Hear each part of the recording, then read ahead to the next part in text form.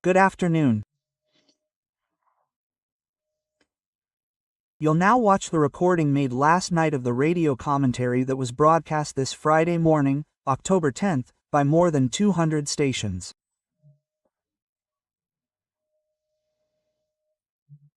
Remember to subscribe if you haven't already, and at the end, leave a like or dislike. Let's get to the commentary.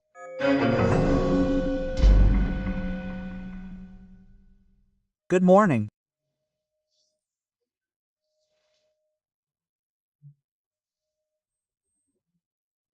Yesterday, the State Department called the Ministry of Foreign Affairs, ESTÁ, with an invitation from Secretary of State Marco Rubio, who is the United States Minister of Foreign Affairs, for Brazilian Minister of Foreign Affairs and Law, Mauro Vieira, to go to Washington for a meeting about the tariffs, right?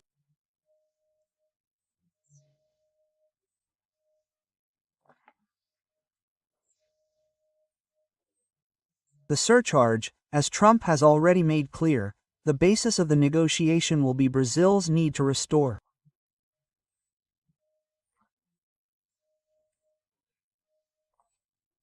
freedom of expression and the rule of law. Because the Americans know we lost these with the actions of the Supreme Court and the omissions of the President of the Republic, who swore before the National Congress to defend the Constitution.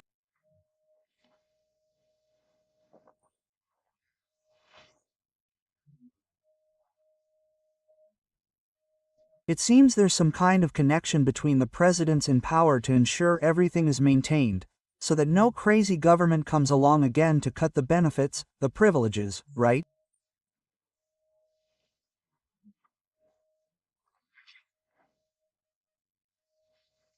The sweet life of the state world. Well, yeah, I'm saying this because the tax burden is unbearable, and I see the media, which should serve its audience, instead serves the very thing that sustains it with unnecessary advertising, right? The media calls more taxes fiscal balance. Yeah, when there's a deficit, they don't call it a deficit, they call it an imbalance, right? And they only talk about revenue, not about collecting more taxes. The deputies, representing their taxpayer-paying and tax-oppressed leaders with dignity, shot down, right, this latest attempt to collect an additional $17 billion from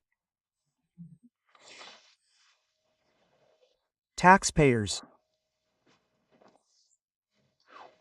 Folks, there was a meeting yesterday, between Putin and the president of Azerbaijan.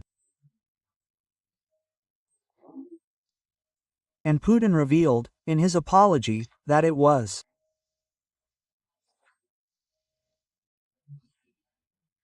Russian air defense that shot down the plane of the Kazakhstani airline,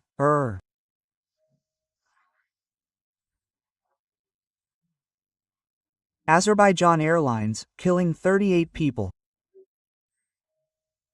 It was Russian air defense that shot down the plane. Not exactly a direct hit, but with two missiles that exploded on the plane's flank, on the side, 10 meters from the plane. So much so that the pilot said there had been a collision with a flock of birds, because the missile was destroyed. It was a self-destruct of the missile so it wouldn't fall somewhere in Russian territory, right? But it hit the plane. The shrapnel, right? It was like a grenade exploding nearby. The shrapnel pierced the hull. The plane tried again, and 38 people died. It seems there were many survivors. And Putin apologized and said he will compensate the families and the airline. Well, the missiles were reportedly fired, according to Putin, because there was a suspicion of the presence of drones from Ukraine. Now, speaking of drones, I'm worried about these Chinese things. I was there in a city,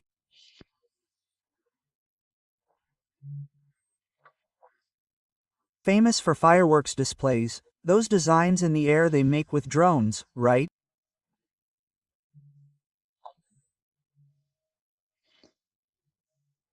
And then the drones started catching fire, thousands of drones that were making wonderful designs in the sky, right?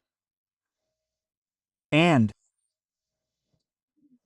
they fell on the people watching below, right? There are no recorded deaths, but we don't know if anyone was burned, right? It caused a few fires, small fires that were quickly put out, but it was like a meteor shower falling on the people there, right? So, China has done wonders, right? That wonderful bridge, right? Airports, and with the greatest speed, but sometimes things go wrong. There was a succession of destruction of the drones by fire, as if they had circuited them. From Brasilia,